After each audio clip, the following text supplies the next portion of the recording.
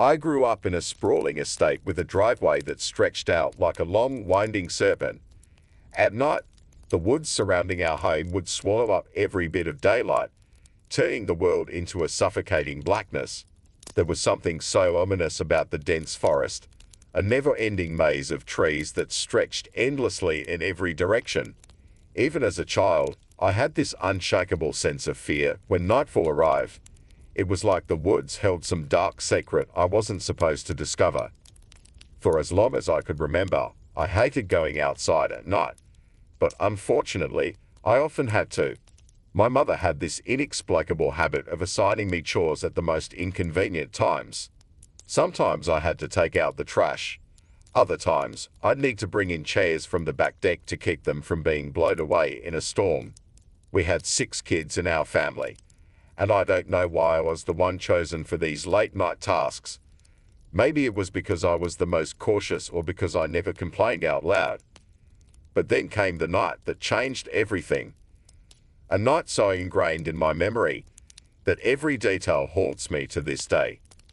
It was one of those summer evenings where the air is so thick and humid it clings to your skin. The sun had set hours ago, but the warmth of the day still lingered in the air. That evening, I had been playing with my siblings and cousins out in the yard, and by the time the sky began to darken, everyone had already gone inside. Everyone but me. The house stood quiet behind me as I procrastinated, looking up at the last vestiges of a beautiful sunset. The purple sky swirled with deep oranges, blending into the silhouettes of the towering trees. My dad, Nathan, joined me outside to take the trash to the curb. We'd done this together ever since I was young. Something about having him with me kept my fears at bay. His presence was a fortress. We had a ritual. He'd crack jokes, and I'd nervously laugh as we walked down that long, winding drive together. This particular night, the sky was ominous. The gibbous moon, swollen and heavy, hung low over the trees like an unblinking eye. Nathan, as usual, cracked a joke about the weather being witchy, and I chuckled, even though the comment made the hair on my neck stand on end. The storm clouds had rolled in quickly, and the air smelled of rain, heavy and wet, as though the storm was mere moments away. As we started our walk down the driveway, something felt off. The woods felt too quiet. No rustling of leaves, no chirping of crickets. Just an eerie, dead silence. Even the wind seemed to have abandoned us. Nathan walked ahead, his footsteps slow and measured, while I rushed to keep up, holding the garbage bag tightly. Nathan had a limp from an old injury, and the sound of his uneven gait was always a comfort to me. The soft shuffle of his bad leg dragging against the ground, combined with the steady slap of his good foot, had always made me feel like nothing could go wrong. It was a rhythm I'd come to rely on, but that night, something about it felt different. I couldn't place what it was. My mind raced, trying to grasp at anything logical to explain the feeling gnawing at the pit of my stomach. I felt exposed, vulnerable, like something in the trees was watching me. I started to walk faster, eager to finish this errand and get back inside where the light from the house would offer some safety. I could see the faint glow of the street lamp at the end of the driveway, flickering in and out as if it was struggling against the growing storm. We reached the dumpster, and as I threw the bag inside, I realized Nathan had walked ahead of me, crossing the street to stand on the edge of the woods. His back was to me, his tall figure silhouetted against the dark forest. A strange shiver ran down my spine. Something about the way he stood there, motionless, staring into the trees, made my skin crawl. Weird night tonight, isn't it, Jason? His voice broke the stillness, but there was something off about it. His tone was colder, rougher, like gravel scraping against metal. I froze. My dad rarely talked like that. He wasn't the type to muse about the night, let alone ask cryptic questions. Huh? Not really, I replied, trying to keep my voice steady. I took a hesitant step toward him. That's when he spoke again. Are you afraid? It wasn't the question that scared me. It was the voice. It wasn't Nathan's. It was deeper, raspier, and it reverberated through the empty air like a distant echo.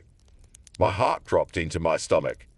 I wanted to run, but my feet were rooted to the ground. Slowly, painfully slowly, Nathan's figure began to turn toward me.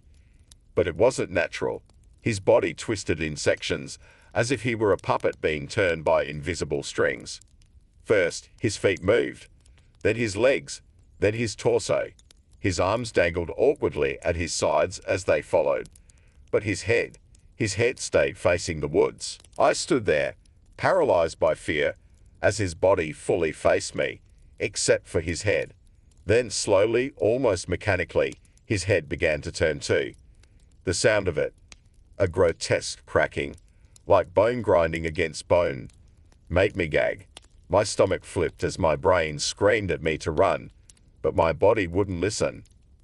I didn't want to see his face, but I couldn't look away. When his head finally turned to face me, it wasn't him. It was something wearing his skin. Its eyes, hollow and black, stared through me, not at me. Its mouth twisted into an unnatural grin, wide and jagged like a rip in a sheet. That was when I bolted. My legs finally found their strength, and I sprinted back toward the house, not daring to look back. The pounding of footsteps echoed behind me, but they weren't uneven like Nathan's limp. They were fast, heavy, and relentless. I could feel it gaining on me, and every part of me screamed to run faster. My breath came in ragged gasps, my flip-flops slapping against the pavement as I darted through the dark. The house seemed so far away, a distant glow that I wasn't sure I'd reach in time. I don't know how I made it back, but I did. I threw myself inside, slamming the door shut behind me, my chest heaving, sweat pouring down my face. I locked the door, my shaking hands barely able to turn the key. I pressed my back against the door, sliding down to the floor as I struggled to catch my breath. My eyes darted to the window, expecting to see that thing standing there, grinning at me, but all I saw was the empty yard. I wasn't sure what to do. My mind was racing, every nerve in my body on high alert. Should I wake up my mom? Call the cops? What would I even tell them? That something was pretending to be my dad. Suddenly, a loud knock at the door made me jump. I scrambled to my feet, my heart racing. I peeked out the window, expecting the worst, but it was just my brother, Eric. "Jason, open up. What the hell's going on?" I let him in, my hands still shaking as I explained everything. I don't know if he believed me, but he didn't argue. Instead, he grabbed a baseball bat from the closet, his face pale. That night, whatever it was never returned. But even now, whenever I step outside at night, I feel it watching me, waiting,